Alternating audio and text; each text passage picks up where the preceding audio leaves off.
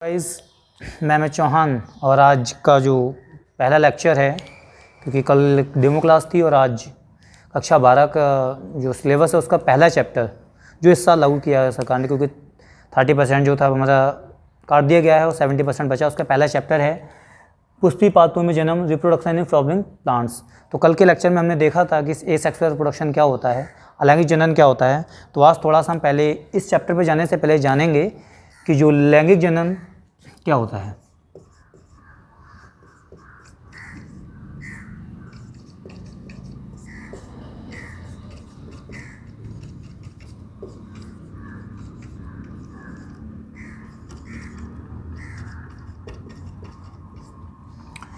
लैंगिक जनन में सबसे पहले तो हम जानेंगे कि लैंगिक जनन में जर्म सेल्स होते हैं। कुछ जो एनिमल्स, जो भी जीव हैं, वो जो अगर लैंगिक जनन करते हैं तो उनमें दो तरह की जर्म सेल्स होती हैं जो दो तरह के युग्मक का निर्माण करते हैं। एक होते हैं आपके मेल जर्म सेल,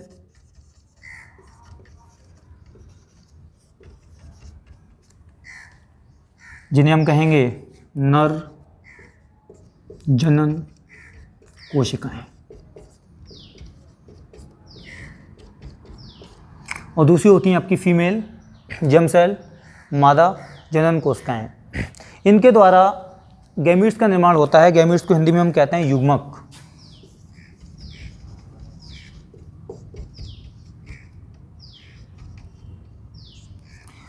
तो जो लैंगिक जनन करने वाले जीव होते हैं वो दो तरह के युग्मक का निर्माण करते हैं।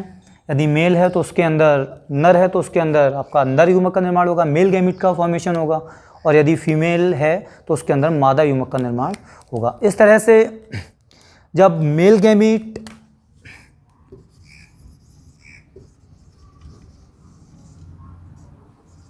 और फीमेल गैमीट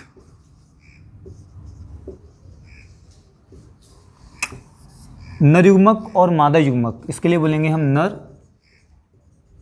युग्मक, इसे कहेंगे हम मादा युग्मक।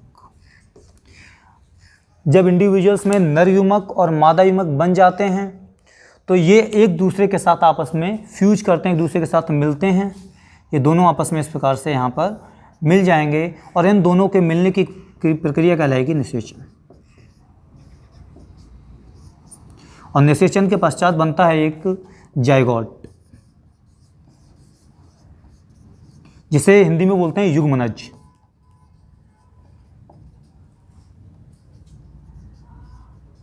और इसके बाद में आगे का डेवलपमेंट, आगे का विकास होता है। और अब हमने इतना सीखा तो इसी के आधार पर हम देखो लैंगिक जनन की परिभाषा क्या होगी। इस प्रकार के जनन में दो गैमीट अथवा कह सकते हैं दो प्रकार के युग्मकों का बनना आवश्यक होता है, जिसे हम नर युग्मक और मादा युग्मक कहते हैं। नर युग्मक नर जननांग के अंदर बनते हैं और मादा युग्मक मादा जननांग के अंदर बनते हैं। नर युग्मक और मादा युग्मक आपस में मिलकर निषेचित होकर के युग्मनज का निर्माण करते हैं, जिससे आगे की ओर चल के भ्रूण का निर्माण होता है। तो लैंगिक जनन में हमें दो तरह की सेल्स या दो तरह के जो गैमीट्स हैं इनका होना बहुत ज़रूरी है। अब कुछ जो एनिमल्स होते हैं, जीव होते हैं, वो दो तरह के होते हैं। एक तो ऐसे जीव होते हैं जिनमें ये नर युग्मक और मादा युग्मक, या दूसरे शब्दों में कहें कि ऐसे जीव भी कुछ होते हैं जिनमें नर जनन अंग, इंग्लिश में बोलेंगे मेल जेनिटल ऑर्गन्स, या मादा जनन अंग एक ही में होते हैं। तो ऐसे जंतुओं को हम कहेंगे, तो इस प्रकार के जंतु होते हैं, इस तरह के जंतु को हम कहेंगे मोनोसियस या द्विलिंगी जंतु या उभयलिंगी जंतु। तीन टर्म है तो ध्यान देना है, इंपॉर्टेंट चीज़ है, ध्यान रखना है। कि बताया था कि जो एनिमल्स होते हैं या कोई भी जीव ऑर्गेनिज्म होते हैं, जीव होते हैं, दो प्रकार के होते हैं।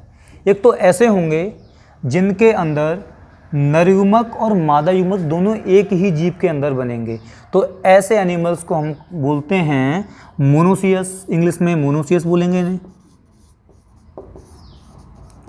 और हिंदी में बोलते हैं इन्हें हम द्विलिंगी या उभयलिंगी। एक टर्म और है इसका, इंग्लिश में इसे बोलते हैं हम हर्माफ्रोडाइट।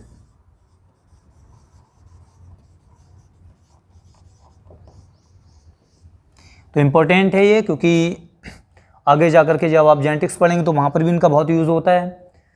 डिफरेंट टाइप के हम जो प्लांट्स के एनिमल्स के बारे में पढ़ेंगे वहाँ पे, तो ये ध्यान रखना इंपॉर्टेंट चीज़ है। हर्माफ्रोडाइट या उभयलिंगी या द्विलिंगी या मोनोसियस किसे कहते हैं? तो मोनोसियस या द्विलिंगी जीव वो जीव होते हैं जिनके अंदर नर युग्मक और मादा युग्मक एक ही जीव के अंदर बनते हैं।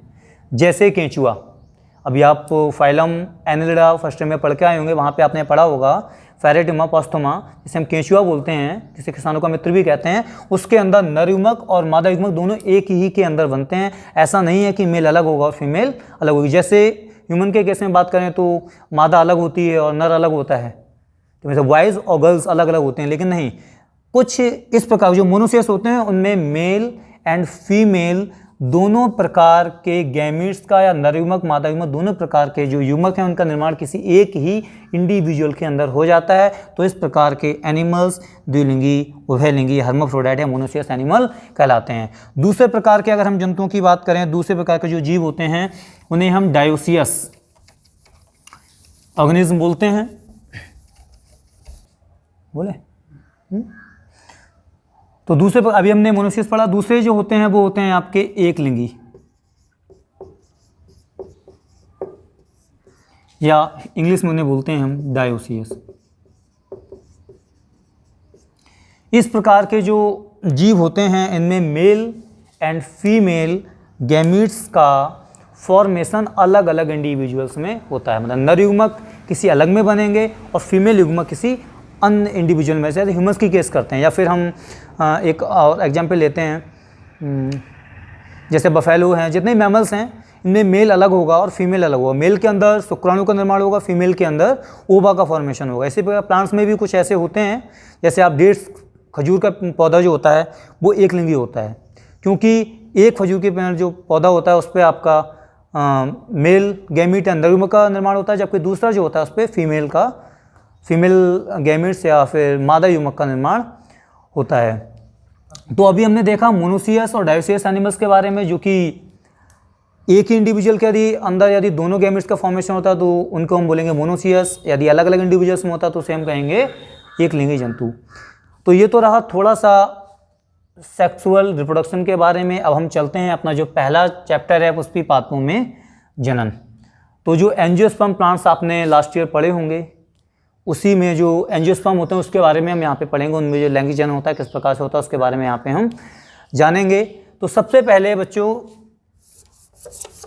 जो इम्पोर्टेंट बात है, ये जो फ्लावर आप सभी ने देखे होंगे, रोज़ गुलाब का देखा होगा, गुड़हल का देखा होगा, सरसों का पौधा सभी ने देखा ही है, उसके फूल भी देखा होगा। तो थोड़ा सा दिमाग लगाओ, सोचो, बताओ, क्या फ्लावर्स हमारे लिए केवल खुशबू देने के लिए होते हैं या फिर उनका कोई उपयोग पौधों के लिए भी है? कहावतें हमने बहुत सुनी हैं। लोग कहते हैं कि जो पौधे होते हैं फल अपने लिए नहीं बनाते, लेकिन चलो वो कहावतें हैं, लेकिन थोड़ा सा हम बायोलॉजी के पॉइंट ऑफ व्यू से थोड़ा सा ध्यान देते हैं तो दिमाग लगाओ, क्या ये जो फूल बनते हैं जिससे हमें खुशबू आती है, इतने आकर्षक होते हैं, क्या ये हमारे लिए ही आवश्यक होते हैं या इनका कोई ना कोई उपयोग पौधों के लिए भी है? तो हाँ, अगर आंसर की बात करते हैं तो ये हमारे लिए नहीं होते, ये पौधे खुद अपने लिए ही बनाते हैं, क्योंकि इसका इनके लिए बहुत बड़ा महत्व होता है। आगे हम जानेंगे कि महत्व क्या होता है। तो इससे पहले हम थोड़ा फ्लावर के बारे में जानते हैं कि पुष्प के कौन कौन से भाग होते हैं, कौन सा कैसा दिखने में होता है। क्योंकि जो एंजियोस्पर्म प्लांट्स होते हैं जिनमें लैंगिक जनन होता है, सेक्सुअल रिप्रोडक्शन होता है, उन प्लांट्स में जो हमारे फ्लावर होते हैं वही उनके सेक्स ऑर्गन होते हैं, वहीं पर उनके लैंगिक जनन की प्रक्रिया पूरी कंप्लीट होती है। तो एक फ्लावर का हम थोड़ा सा डायग्राम ड्रॉ करते हैं, उसको जानते हैं। तो यहाँ पर अब ये फ्लावर है। सबसे पहले जो डंठल होता है फूल का, क्योंकि हम लोग ब्लेस से बिलोंग करते हैं तो समझें, जो डंठल होता है जिससे फ्लावर अपने जो पौधा की जो स्टेम होती है, जो टहनी होती है, उससे जुड़ा होता है, वो ये रहा। इसके बाद में सबसे पहले आप देखेंगे जब नीचे से ऊपर जाएंगे तो सबसे पहले ग्रीन कलर की पंखुड़ी टाइप की बनी होती हैं, हरे कलर की पंखुड़ी होती हैं, जिन्हें हम बोलते हैं सेपल। उसके बाद और अंदर की ओर चलेंगे तो हम देखते हैं कलरफुल पत्तियां होती हैं, जैसे गुलाब में गुलाब रोज होता है, उस पर रेड कलर की पत्तियां होती हैं, उन्हें हम कहेंगे सेपल। उसके बाद हम देखते हैं कुछ यहाँ पे इस तरह का स्ट्रक्चर दिखाई देता है, इसे हम कहेंगे एंथर, हिंदी में से कहेंगे पराग कोश, क्योंकि ये पराग कोश ये एक फिलामेंटस स्ट्रक्चर है, सो इसे बोलते हैं हम फिलामेंट, और हिंदी में से कहेंगे पूतंतु। उसके बाद में सबसे ऊपर एक बीच में दिखाई देता है हमें, इसके सबसे ऊपर होगा हमारा वर्तिकाग्र। फिर यहाँ पर एक लंबी नली के समान होगी, इसे कहेंगे हम वर्तिका, और सबसे नीचे होगा हमारा अंडाशय, जिसे इंग्लिश में कहते हैं हम ओवरी। तो इससे दोनों स्ट्रक्चर्स को मिलाकर किसी फ्लावर में ये सेपल है, सॉरी ये होगा हमारा पेटल, ये सेपल है जो ग्रीन कलर का बताया था। उसके बाद आएगा पेटल, पंखुड़ी, इसे कहेंगे बाह्यदलपुंज, ये होगा दलपुंज। उसके बाद ये हमारा आएगा पुंकेसर, जिसे इंग्लिश में कहेंगे मेस्टेमिन, और इसी को हम कहेंगे मेल सेक्स ऑर्गन, नर जनन अंग। दूसरा ये बीच का जो वर्तिका और अंडाशय, कह सकते हैं कि यहाँ पर हम लिख सकते हैं वर्तिका को इंग्लिश में बोलते हैं स्टिग्मा, वर्तिका को बोलते हैं स्टाइल, और अंडाशय को बोलते हैं ओवरी। ये तीनों चीज़ें मिलकर के अंडाशय, यहाँ से लेकर यहाँ तक ये जो दिख रही है ये स्ट्रक्चर, यहाँ से लेकर ये स्ट्रक्चर, ये वर्तिका और ऊपर वर्तिकाग्र, ये तीनों मिलकर बनाते हैं हमारा मादा जनन अंग। इसका एक शब्द में इसे हिंदी में हम इसे जायांग भी कहते हैं, इंग्लिश में इसे बोलते हैं हम गाइनोसियम। ये जो हमने पढ़ा था ये गाइनोसियम के अंदर फीमेल गैमीट अथवा मादा युग्मक का निर्माण होगा। जबकि अगर हम बात करते हैं पुंकेसर की, तो पुंकेसर के अंदर जो मेल सेक्स ऑर्गन है उसके अंदर हमारा मेल गैमीट का फॉर्मेशन होगा, नर युग्मक का फॉर्मेशन होगा। तो जो प्लांट्स होते हैं उसमें नर युग्मक को हम पराग कण के नाम से जानते हैं। पराग कण ही क्या होते हैं? नर युग्मक होते हैं या मेल गैमीट होते हैं, मेल गैमीट ऑफ प्लांट्स, या इसके लिए हम परागकण को इंग्लिश में बोलते हैं पोलन ग्रेन। तो ये पोलन ग्रेन होते हैं वो नरयुग्मक होते हैं, और जो ओवरी होती है, ओवरी के अंदर एक वीजांड होता है, वीजांड के अंदर एक एक्सेल होती है, वो हम आगे पढ़ेंगे। तो कुल मिला के हमने देखा कि एक फ्लावर होता है, फ्लावर के अंदर एक सबसे बाहर की ओर सेपल होते हैं, फिर पेटल होते हैं, फिर आपका पुंकेसर होते हैं, और सबसे अंदर की ओर हमारा क्या गाइनोसियम होता है या जायंग होता है, या पिस्टिल भी इसे बोलते हैं, तो मादा जनन होता है। तो इसमें जो पुंकेसर है, पुंकेसर के अंदर नर युग्मक का निर्माण होगा। बाकी का हमने बता कि जो ओवरी होती है, ओवरी के अंदर अंडाशय का फॉर्मेशन होता है, या फिर कह सकते हैं मादा युग्मक का निर्माण होता है। और ये दोनों आपस में जो परागकण होते हैं वो यहाँ से फटता है, फटने के बाद वर्तिकाग्र पर पहुँचता है, वर्तिकाग्र पर जाकर के परागकण का जर्मिनेशन होता है, और परागकण से जो मेल न्यूक्लियस होता है, नर युग्मक जो होता है, वो जाकर के अंडाशय के साथ फ्यूज होता है, निषेचन होकर फिर भ्रूण बनने की प्रोसेस आगे की ओर चलती है। तो इस प्रकार से एक जो फ्लावर हैं ये इसके सेक्स ऑर्गन होते हैं, प्लांट्स के सेक्स ऑर्गन होते हैं, जनन अंग होते हैं, जहाँ पर मेल गैमीट और फीमेल गैमीट का फॉर्मेशन होता है, उनमें निषेचन होता है, और आगे की ओर भ्रूण का निर्माण होता है। तो अभी हमने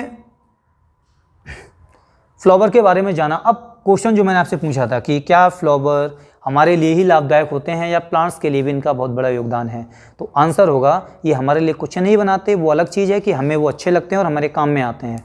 तो दूसरा जो इम्पोर्टेंट आंसर ये है कि वो अपने लिए ही बनाते हैं।